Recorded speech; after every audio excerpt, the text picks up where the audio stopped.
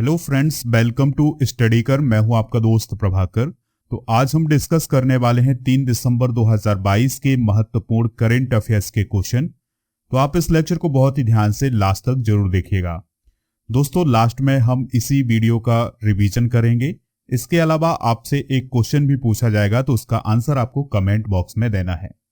Channel पर अगर आप नए हैं तो चैनल को सब्सक्राइब जरूर कर लें। आज का पहला क्वेश्चन है, विजय हजारे ट्रॉफी 2022 का खिताब किसने जीता है? आंसर है इसका सौराष्ट्र। तो दोस्तों, सौराष्ट्र की टीम ने विजय हजारे ट्रॉफी 2022 का खिताब अपने नाम किया है। और दोस्तों, सौराष्ट्र ने किसको हराया है? याद रखिएगा, महाराष्ट्र को 5 विकेट से हराया है और 5 विकेट से हरा करके यह खिताब अपने नाम किया है।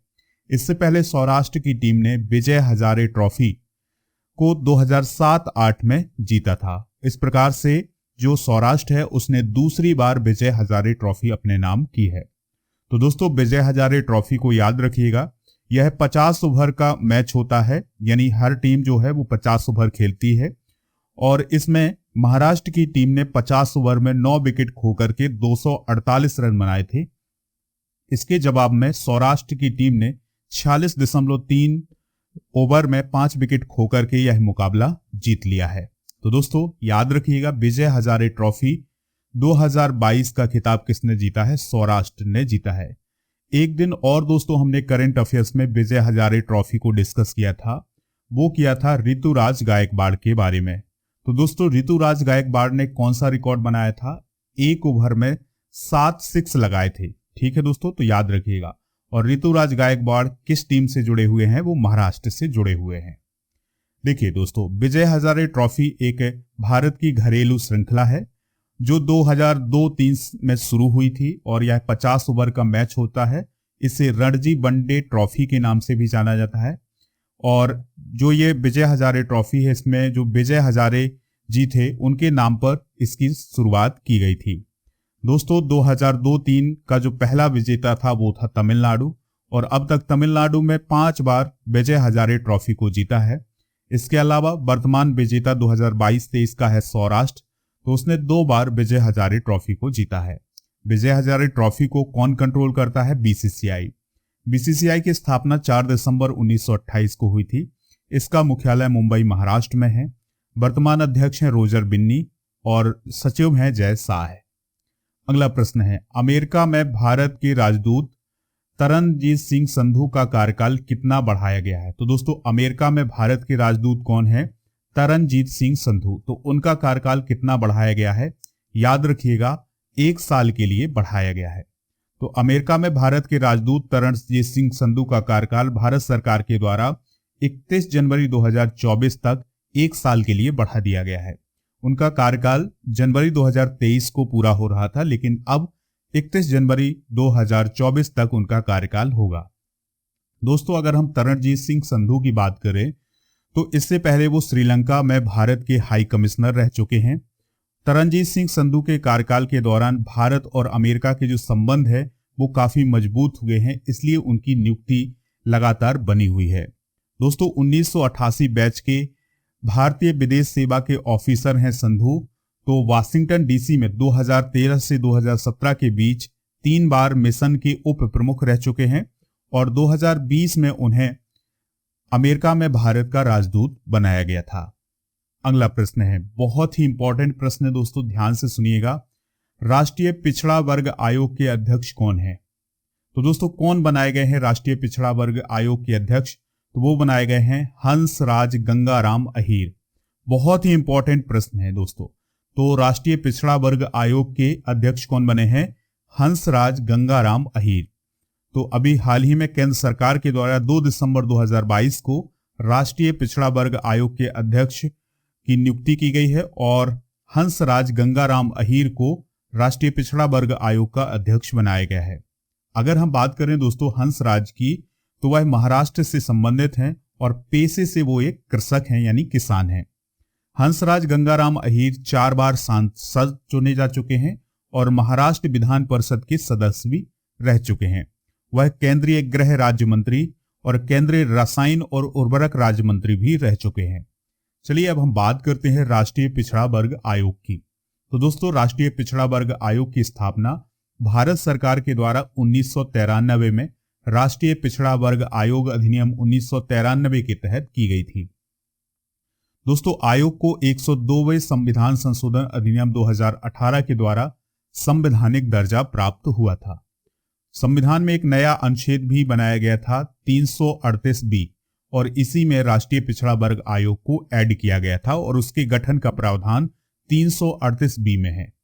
दोस्तों यह जो आयोग है ये केंद्र सरकार को पिछड़े वर्ग की सूची में किसी भी समुदाय को शामिल करने की सिफारिश करता है, और यह संविधान किसी अन्य कानून के तहत सामाजिक और शैक्षणिक रूप से पिछड़े वर्गों के लिए प्रदान किए गए सुरक्षा उपायों से संबंधित सभी मामलों की जांच और निगरानी करता है। यानी दोस्तों हम ये कह सकते हैं कि राष्ट्रीय पिछड़ा वर्ग आयोग जो पिछड़े वर्ग हैं उनकी आवाज उठाता है और उनकी आवाज को केंद्र सरकार तक पहुंचाता है। अगला प्रश्न है 2022 नौसेना दिवस कहां मनाया जाएगा। वेरी वेरी इंपॉर्टेंट क्वेश्चन है दोस्तों। 2022 नौसेना दिवस कहां मनाया जाएगा, तो ये विशाखापत्तनम में मनाया जाएगा। तो भारतीय नौसेना राष्ट्रीय राजधानी से महत्वपूर्ण घटनाओं और उत्सवों को स्थानांतरित करने के लिए जो प्रधानमंत्री का दृष्टिकोण है उसके अंतर्गत इस वर्ष नौसेना दिवस विशाखापत्तनम में मनाया जाएगा। कहां मनाया जाएगा दोस्तों? विशाखापत्तनम में। याद रखिएगा प्रधानमंत्री जी का दृष्टिकोण ये है कि जो विभिन्न उत्सव हैं वो केवल राजधानी दिल्ली में बस ना हो, देश के अलग अलग स्थानों में भी आयोजित किए जाएं। तो इसी को ध्यान में रखते हुए भारतीय नौसेना दिवस जो है वो इस साल विशाखापत्तनम में मनाया जा रहा है। अब ये नौसेना दिवस कब मनाया जाता है? याद रखना है 4 दिसंबर को मनाया जाता है। इसी प्रकार से 8 अक्टूबर को जो भारतीय वायुसेना दिवस मनाया गया था, इस बार वो दिल्ली से पहली बार चंडीगढ़ में आयोजित किया गया था। ठीक है दोस्तों।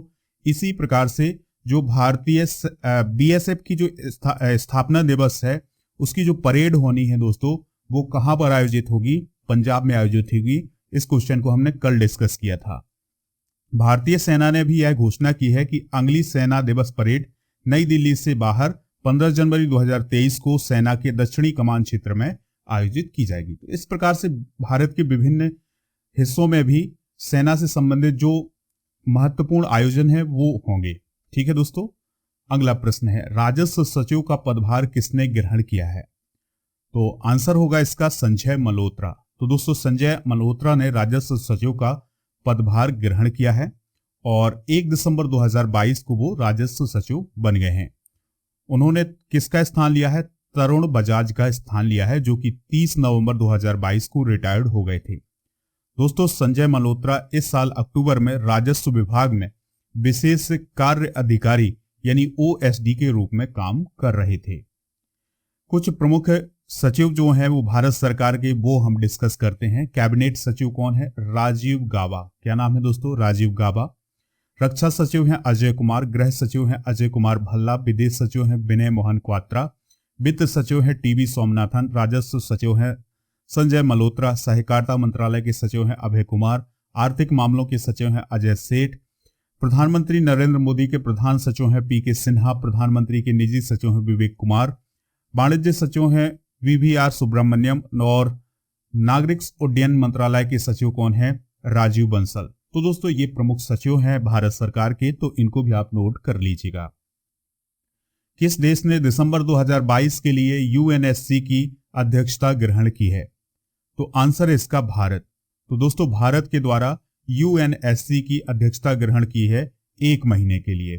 ठीक है दोस्तों। यूएनएससी मतलब संयुक्त राष्ट्र सुरक्षा परिषद। ठीक है दोस्तों, यानी यूनाइटेड नेशंस सिक्योरिटी काउंसिल। तो इसकी अध्यक्षता किसको मिली है?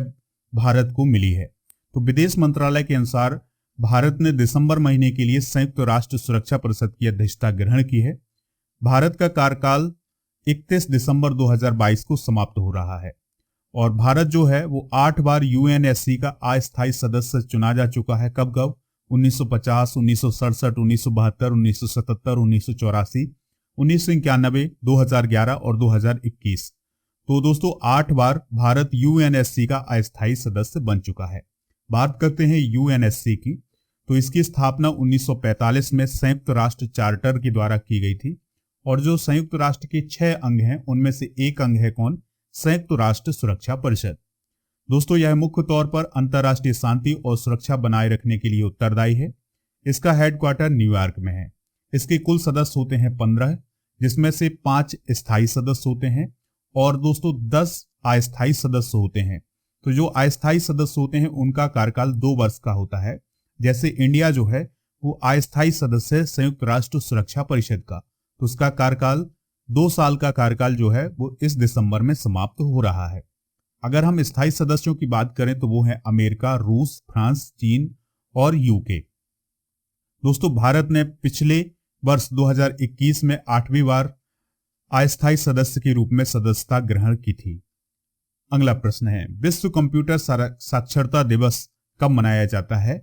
आंसर है इसका 2 दिसंबर को। तो दोस्तों विश्व कंप्यूटर साक्षरता दिवस यानी वर्ल्ड कंप्यूटर लिटरेसी डे कब मनाया गया है? 2 दिसंबर को मनाया गया है।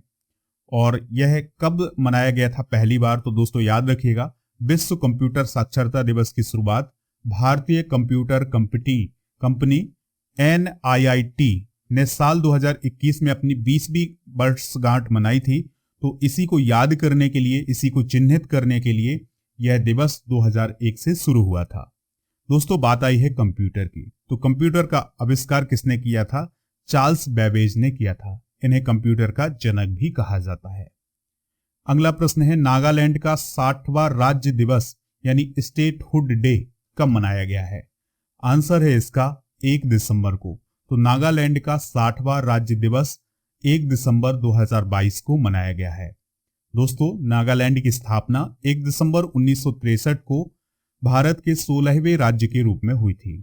दोस्तों इस बार मुख्यमंत्री ने नागालैंड पुलिस की सहयोग परियोजना का शुभारंभ किया है और Nagaland police special operation group वाहनों को भी हरी झंडी दिखाई है। दोस्तों प्रोजेक्ट सहयोग नागालैंड इंडियन रिजर्व कर्मियों और उनके परिवारों के लिए एक चिकित्सा सहायता परियोजना की भी शुरुआत की गई है। तो दोस्तों याद रखिएगा 1 दिसंबर को नागालैंड दिवस मनाया गया है या नागालैंड का राज्य दिवस मनाया गया है। नागालैंड की कैपिटल क्या है दोस्तों? कोहिमा है। और नागालैंड के वर्तमान मुख्यमंत्री कौन है? नेफ्यू रियो हैं। और प्रोफेसर जगदीश मुखी जो हैं यहाँ के राज्यपाल हैं। और दोस्तों याद रखिएगा कल ही हमने डिस्कस किया था, नागालैंड में एक महोत्सव शुरू हुआ है जिसका नाम है हॉर्नबिल महोत्सव।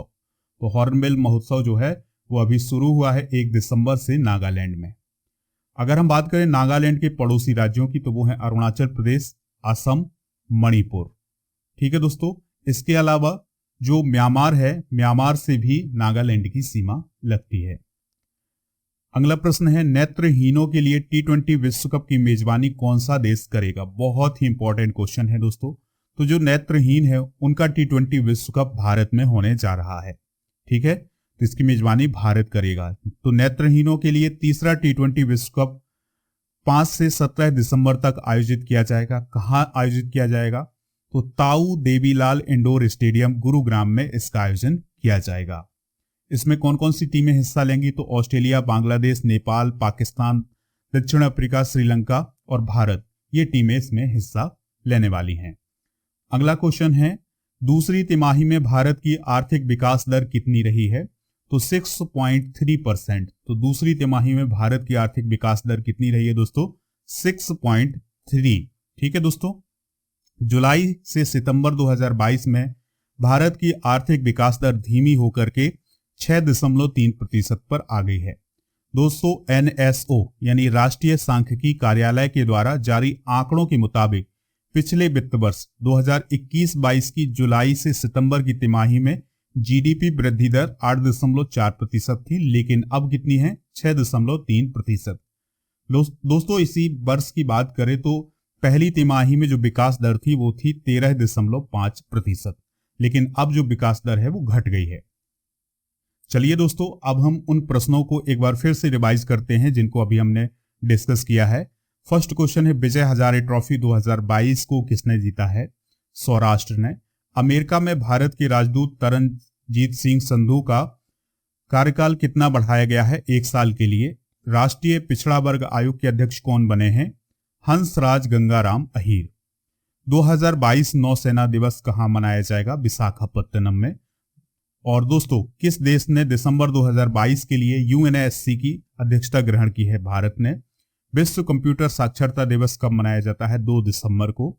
नागालैंड का 60वां राज्य दिवस कब मनाया गया है? 1 दिसंबर को। नेत्रहीनों के लिए T20 विश्व कप की मेजबानी कौन सा देश करेगा? भारत करेगा। दूसरी तिमाही में भारत की आर्थिक विकास दर कितनी रही है? 6.3%। तो दोस्तों, ये सभी पॉइंट जो है वो आप नोट करिएगा। अब आपसे क्वेश्चन पूछा जा रहा है तो उसका आंसर आप कमेंट बॉक्स में जरूर दें। विजय हजारे ट्रॉफी 2022 का खिताब किसने जीता है? तो सौराष्ट्र, महाराष्ट्र, उत्तर प्रदेश, तमिलनाडु। जो भी इसका राइट आंसर होगा आप कमेंट बॉक्स में जरूर बताइएगा, और इससे ज्यादा जो भी इंफॉर्मेशन आपको पता हो वो कमेंट बॉक्स में जरूर बताइएगा। दोस्तों, अगर आपको इसका PDF डाउनलोड करना है तो वो आप हमारे ऐप से डाउनलोड कर सकते हैं। ऐप का लिंक डिस्क्रिप्शन बॉक्स में दिया गया है।